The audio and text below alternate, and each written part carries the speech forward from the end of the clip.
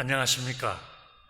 방금 전에 소개받은 뉴욕 상서교회를 담임하고 있는 김종일 목사입니다.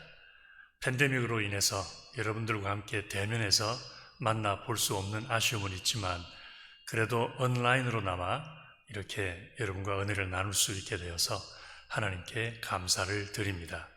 또 바쁘신 중에도 시간을 내어서 이렇게 함께 한자리에 해주셔서 여러분들에게도 감사를 드립니다. 먼저 성경 말씀부터 읽고 말씀을 나누도록 하겠습니다. 하나님 말씀은 마태복음 2장 9절부터 11절까지 말씀인데 제가 읽어 드리도록 하겠습니다. 박사들이 왕의 말을 듣고 갈새 동방에서 보던 그 별이 문득 앞서 인도하여 가다가 악이 있는 곳 위에 머물러 서 있는지라 그들이 별을 보고 매우 크게 기뻐하더라. 집에 들어가 아기와 그의 어머니 마리아가 함께 있는 것을 보고 엎드려 아기께 경배하고 보배합을 열어 황금과 유향과 몰약을 예물로 드리니라. 아멘. 이 말씀을 가지고 팬데믹으로 인해서 변해버린 뉴노멀 시대의 예배에 대해서 함께 말씀을 나눠보도록 하겠습니다. 그런데 먼저 뉴노멀 시대의 예배 전에 성경적인 예배에 대해서부터 한번 먼저 생각을 해보고 연결을 시켜서 말씀을 나누도록 하겠습니다. 모든 예식이나 의식은 표현하고자 하는 의미가 있습니다. 그래서 결혼식 같은 경우는 사랑하는 두 사람의 공식적인 결혼을 선포하는 것이 목적이고 그리고 그것을 축하하는 것이 목적이 될 수가 있겠습니다. 또 장례식은 사랑하는 이의 죽음을 애도하면서 유가족들을 위로하는 것이 장례식의 목적이 될 수가 있겠습니다. 예배도 마찬가지입니다. 예배도 하나의 의식이고 하나의 예식이라면 그렇다면 그 예배를 통해서 이루고자 하는 목적이 있을 것이고 표현하고자 하는 의미가 있을 것입니다. 자, 그렇다면 예배가 무엇인가라는 것을 살펴보면서 한 가지 던져야 할 중요한 질문이 있습니다. 그 예배의 목적이 무엇이냐라는 것입니다. 당연히 예배의 목적은 하나님께 영광을 돌려드리는 것입니다. 자, 그렇다면 한 걸음 더 나아가서 또 한 번 질문을 해본다면은 그러면 어떻게 예배를 해야 예배 시간에 어떤 일이 일어나야 하나님께 영광을 돌리는 예배가 될 수 있겠느냐라는 질문을 또 해볼 수가 있겠는데 성경적으로 살펴보면은 크게 세 가지로 우리가 생각을 해볼 수가 있습니다. 첫 번째는 예배는 하나님을 향한 사랑을 표현하는 시간이라는 것입니다. 예수님은 마태복음 22장에서 율법의 가장 큰 계명이 뭐냐라고 묻는 질문에 이렇게 대답을 하셨습니다. 마음을 다하고 뜻을 다하고 목숨을 다하여 주 너의 하나님을 사랑하라. 이렇게 가장 귀한 하나님의 계명이 하나님을 사랑하는 것인데 그것도 마음을 다하고 목숨을 다하고 뜻을 다해서 사랑하는 것이라고 말씀해 주셨습니다. 그러니까 예배가 하나님의 영광을 위한 것이고 하나님의 기쁨을 위한 것이라면 당연히 그 예배는 하나님을 향한 사랑을 고백하고 표현하는 시간이 되어야 할 것입니다. 또 예배 시간에 표현되어져야 할 두 번째 내용은 하나님을 향한 감사라고 할 수 있겠습니다. 성경을 통하여 하나님은 감사라는 말씀을 무척 많이 해주셨습니다.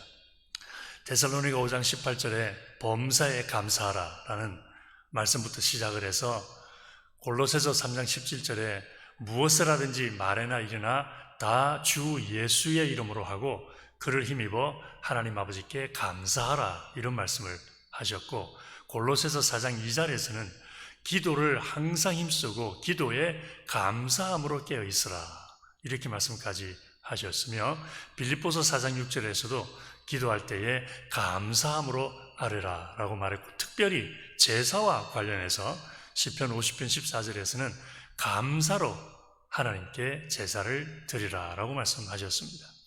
그러니까 하나님께 드리는 예배에 하나님을 향한 감사가 폭넓게 깊이 있게 담겨져 있어야 하는 것은 너무나 당연한 일이 될 수 있겠습니다.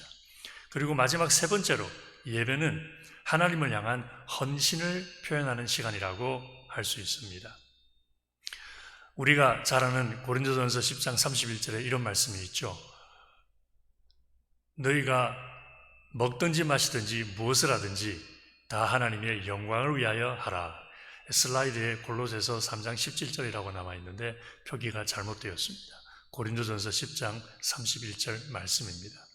여기서 너희가 먹든지 마시든지 무엇을 하든지 다 하나님의 영광을 위하여 하라라고 했을 때에는 당연히 하나님께 예배드리는 것도 포함이 되겠죠.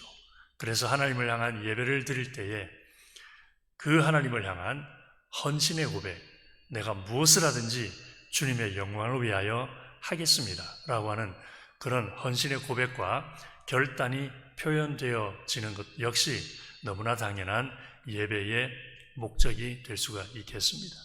그런데 이렇게 예배는 하나님을 향한 사랑과 감사와 헌신을 표현하는 시간이 되어야 하는데 이렇게 하나님을 향한 사랑과 감사와 헌신을 표현하는 것을 방해하는 최소한 걸림돌이 되는 생각이 크게 두 가지가 있습니다. 첫 번째는 찬양하고 기도하고 말씀 들으면 그러면은 예배했다라는 생각입니다. 찬양하고 기도하고 말씀 듣는 것, 이 세 가지는 일반적으로 예배의 3대 요소라고 알려져 있습니다. 그래서 예배를 드리는데 예배라고 하는 프로그램을 만드는데 어떤 순서가 들어가야 되고 어떤 내용이 포함되어야 될 것이냐라고 했을 때에 찬양과 기도와 말씀이 꼭 포함되어져야 된다라고 말하는 것입니다. 그런데 사실 찬양과 기도와 말씀은 예배에 꼭 포함되어져야 할 순서는 될 수 있겠지만 예배의 핵심이라고 말할 수는 없습니다. 왜냐하면 찬양과 기도와 말씀은 예배를 통하여 정작 표현되어지고 고백되어져야 하는 하나님을 향한 사랑과 감사와 헌신을 표현하는 도구이기 때문에 그렇습니다. 찬양을 통하여 하나님을 향한 사랑을 고백하고 기도를 통하여 하나님 앞에 감사의 마음을 고백하고 말씀을 들으면서 하나님의 말씀을 따라 내가 헌신된 삶을 살겠다라고 결단을 하는 그러한 것이 어우러져서 함께 예배가 되는 것이지 하나님을 향한 사랑과 감사와 헌신의 표현이 없이 고백이 없이 그냥 찬양을 드리고 기도를 하고 말씀을 듣는다면 하나님과는 상관없는 아무런 의미 없는 순서가 될 수도 있기 때문에 그렇습니다. 찬양이나 기도나 말씀이 필요 없다거나 중요하지 않다는 것이 절대 아닙니다. 다만 찬양과 기도와 말씀을 통하여 하나님을 향한 진정한 사랑과 감사와 헌신이 고백되어져야 된다는 것을 말씀드리는 것입니다. 그런데 아쉽게도 예배는 하나님을 위한 것이 아니라 예배자를 위한 것이라는 생각을 하는 경우가 또 없지 않아 있습니다. 그래서 내가 원하는 감동이 없으면 예배가 예배답지 못하다라는 생각을 합니다. 찬양이나 기도나 말씀의 은혜가 없으면 예배가 형편없다고 합니다. 그런데 이것은 마치 내 생일을 위한 것이 아닌데 나 아닌 다른 사람의 생일을 위하여 준비한 생일잔치인데 그 생일잔치가 내 마음에 들지 않는다라는 거 말하는 것과 비슷합니다. 생일잔치는 생일을 맞은 당사자를 위한 것이지 고객들을 위한 것은, 하객들을 위한 것은 아닙니다. 물론 하객들도 참 좋았다라고 말할 수 있는 그런 생일잔치를 마련이 한다면 가장 좋겠습니다. 그러나 때로는 그렇지 못한 경우도 있습니다. 그러나 하객들의 마음에 들지 않았다고 하더라도 생일을 맞은 당사자가 흡족해 한다면 그렇다면 그 생일잔치는 얼마든지 아름답고 멋있는 생일잔치라고 말할 수 있을 것입니다. 예배도 마찬가지입니다. 예배의 주인공은 하나님이십니다. 그러니까 예배가 좋다, 예배가 안 좋다라고 말할 수 있는 분도 하나님밖에 없습니다. 왜냐하면 우리의 예배는 예배자를 위한 것이 아니라 하나님을 위한 것이기 때문에 그렇습니다. 두 번째로 하나님께 사랑과 감사와 헌신을 고백하는 예배를 드리는 데 방해가 되는 생각은 예배의 핵심은 설교다라고 하는 생각입니다. 예배 중에 설교는 당연히 중요합니다. 설교 말씀을 통하여 하나님의 말씀을 배우고 그 하나님의 말씀을 들으면서 어떻게 하나님을 섬겨야 할 것인지, 어떻게 하나님께 경배하고 하나님께 영광을 돌려야 될 것인지를 배우는 시간이기 때문에 말씀을 듣는 시간은 너무나 중요한 시간입니다. 그렇게 말씀을 예배의 핵심으로 생각하게 되는 그런 일들은 아마 마틴 루터의 종교개혁에서부터 시작되지 않았을까 싶습니다. 마틴 루터가 종교개혁을 하기 전에는 일반 교인들은 성경을 마음껏 읽을 수가 없었습니다. 첫 번째, 그 당시만 해도 인쇄기술이 널리 펴져 있지 않았기 때문에 성경이 아주 귀했기 때문에 그랬을 수도 있고, 또 그 당시 많은 분들이 교육을 못 받았기 때문에 성경을 읽고 해석하고 가르칠 수 있는 그런 상황이 되지를 못했더랬습니다. 그래서 로만 캐톨릭에서는 성직자들만 성경을 읽고 해석하고 가르칠 수 있다라고 가르쳤기 때문에 성경이 널리 퍼지지 못한 상태였습니다. 그러다가 마틴 루터가 종교개혁을 부르짖으면서 성경을 평신도에게 돌려주자라는 말을 외쳤습니다. 평신도들이 성경을 잘 모르니까 종교 지도자들이 무슨 일을 해도 성경적으로 잘못됐는지를 알 수가 없다는 것입니다. 그래서 종교 지도자들의 타락을 막기 위해서는 평신도들이 성경을 알아야 한다고 주장을 했던 것입니다. 그래서 그런지 그 후로 개신교 예배에서는 설교가 가장 중요한 핵심 요소로 자리를 잡게 되었습니다. 그리고 설교는 찬양과 함께 예배를 저울질하는 기준이 되어버리기도 했습니다.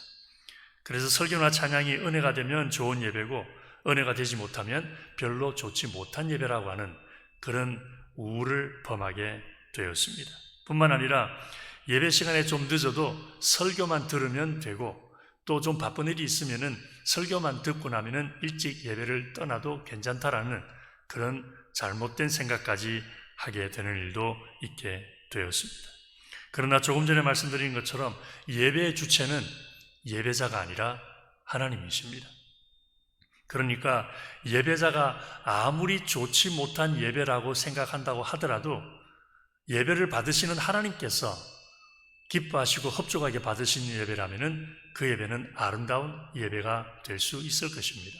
반대로 예배자들이 아무리 은혜로운 예배였고 아무리 좋은 예배였다라고 말을 한다고 하더라도 예배를 받으시는 하나님께서 그 예배가 마음에 들어 하지 않으신다면, 그렇다면 그 예배는 좋은 예배라고 할 수는 없을 것입니다.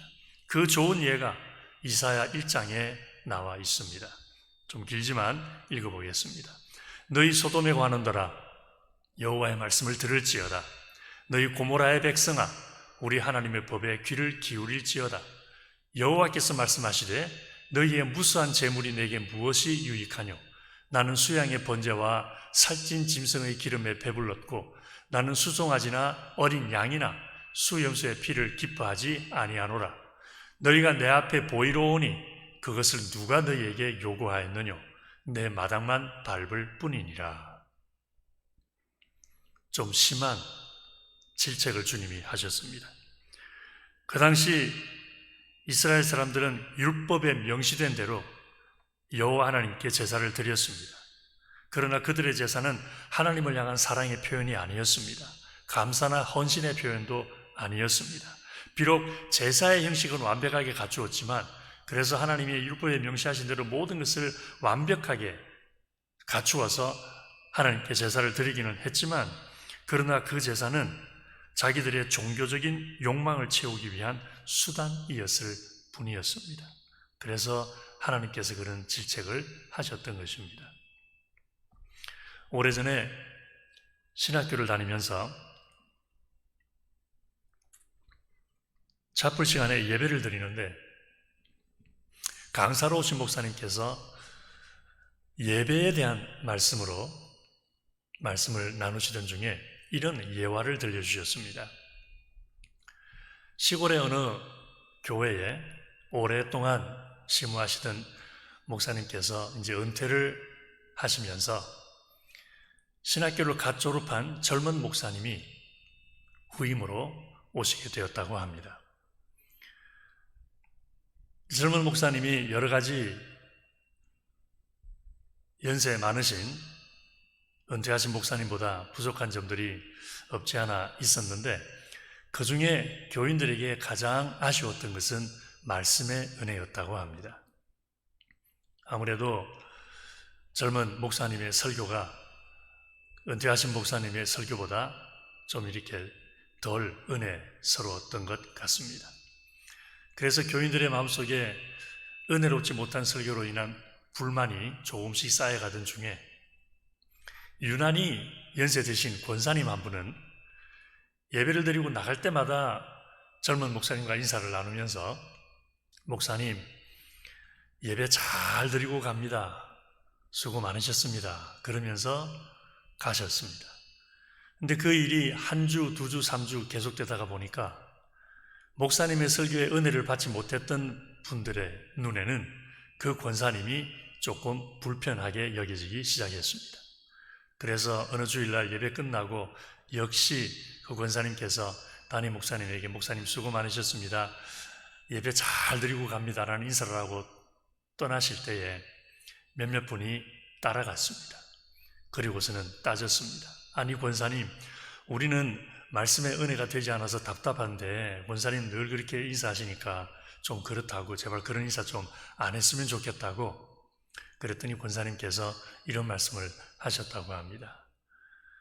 은혜로운 설교를 듣는 것은 참 귀한 축복입니다.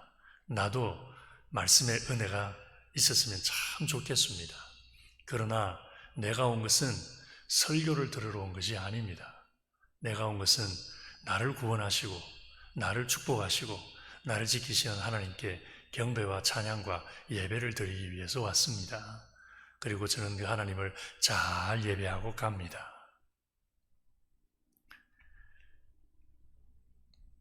예배의 주체는 예배자가 아니라 하나님이시며 예배의 목적은 예배자들이 받을 은혜가 우선이 아니라 하나님이 받으실 영광이 우선이라는 것을 잘 보여주는 이야기인 것 같습니다.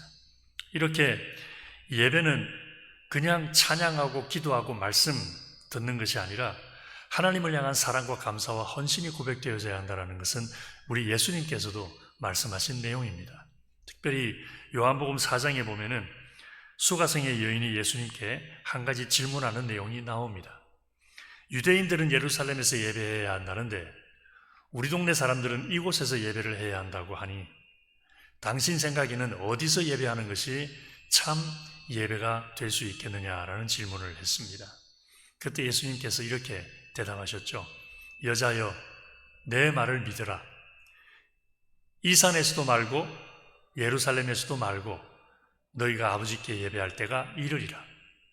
그러시면서 계속해서 이렇게 말씀하셨죠. 하나님은 영이시니 예배하는 자가 신령과 진정으로 예배할지니라. 예배의 장소나 형식이 중요한 것이 아니라 예배를 통하여 무엇이 표현되어지느냐라는 것이 중요하다는 것을 말씀해 주신 것입니다. 자, 그런 의미에서 오늘 읽은 본문 말씀에 동방박사들이 탄생하신 아기 예수께 경배하고 예배한 것은 가장 아름다운 예배의 모범이 아닐까 생각을 해봅니다. 그들이 그 먼 길을 달려왔던 것은 예수님께 무엇인가를 얻기 위한 것이 아니었습니다. 그들이 그 귀한 예물을 가지고 예수님께 황금과 유향과 몰약을 드렸던 것도 예수님으로부터 뭔가 되들러 받기를 원해서 그랬던 것이 아니었습니다. 그들이 그 먼 길을 달려와서 그 귀한 예물을 예수님께 드렸던 것은 단순히 탄생하신 예수님을 만나 뵙고 그 예수님께 경배를 드리고 그 예수님께 예를 표하고 그 예수님께 그들의 예수님의 오심으로 인한 기쁨과 감사의 마음을 표현하기 위한 것뿐이었습니다. 그래서 동방박사들의 예배가 아마 우리들의 예배의 모범이 되지 않을까 생각을 해봅니다. 다시 한번 말씀드리지만 예배를 통하여 은혜 받을 것을 기대하는 것이 잘못됐다는 것이 아닙니다. 예배를 통하여 뜨거운 감동과 은혜를 받는 것을 기대할 수는 없다라는 말이 절대로 아닙니다. 다만 예배의 본질을 생각해 볼 때에 하나님이 기쁘시게 받으시는 예배가 되기 위해서는 예배의 모든 찬양과 기도와 말씀을 경청하는 일에 하나님을 향한 사랑과 감사와 헌신의 마음이 담겨져 있어야 한다는 것입니다. 이렇게 예배에 관련해서 예수님께서 말씀하신 것 중에 또 한 가지 중요한 내용이 있습니다. 마태복음 5장 23절과 24절에서 예수님이 이런 말씀을 하셨습니다. 그러므로 예물을 제단에 드리다가 거기서 내 형제에게 원망 들을 만한 일이 있는 줄 생각나거든 예물을 제단 앞에 두고 먼저 가서 형제와 화목하고 그 후에 와서 예물을 드리라. 중요한 말씀입니다. 이 말씀은 예배에 대해서 두 가지를 말씀하고 있는데, 첫째, 주말 예배는 주중 생활의 연속이라는 것입니다. 예수님은 이웃과 화목하지 못한 상태에서는 하나님을 예배할 수 없다라고 말씀하셨습니다. 그래서 하나님을 예배하기 위해서는 먼저 이웃들과 화목한 삶이 선행되어져야 한다는 것을 말씀을 하셨는데, 주중 생활이 하나님과 이웃들 앞에 거룩해야 하나님께 드리는 주말 예배가 하나님이 받으실 만한 거룩한 예배가 될 수 있다는 것입니다. 다른 말로 하면은 우리의 예배가 하나님이 받으실 만한 거룩한 예배가 되도록 하는 것은 거룩한 느낌을 주는 분위기나 거룩한 느낌을 주는 음악이나 거룩한 느낌을 주는 어떤 다른 외부적인 영향이 아니라는 것입니다. 우리의 예배가 하나님이 받으실 만한 거룩한 예배가 되도록 하는 것은 월요일부터 토요일까지를 지내는 동안 이웃들과의 관계에서 하나님을 높이는 삶이 주말에 드리는 우리의 예배를 거룩하게 해 준다는 것입니다. 두 번째, 매일 우리의 삶이 하나님을 높이는 예배가 되어야 한다는 것입니다. 부부 사이에서, 부모 자녀 사이에서, 이웃들과의 사이에서 나누는 모든 대화와 행실이 하나님이 내 삶의 주인님이시라고 하는 것을 나타내 보여주는 모습이 되어야 한다는 것이죠. 그래서 일상생활에서 대하는 모든 사람들과의 관계 속에서 직장 동료들, 사업적으로 만나는 분들, 친구들, 이런 모든 사람들과의 관계 속에서 하나님이 내 삶의 주인님이 되신다는 것을 나타내 보여주는 그러한 삶이 되어야 주말 예배를 하나님이 받으실 만한 예배로 드릴 수 있다는 것입니다. 그렇지 않겠습니까? 월요일부터 토요일까지 이웃들과 다른 사람들을 만나는 시간에는 내가 내 삶의 주인이라는 것처럼 살다가 주말이 되어 하나님께 예배를 드리게 되었을 때에는 하나님이 내 삶의 주인님이시라고 고백한다면 앞뒤가 맞지 않는 그러한 삶이 될 것입니다. 그러므로 꼭 기억하십시다.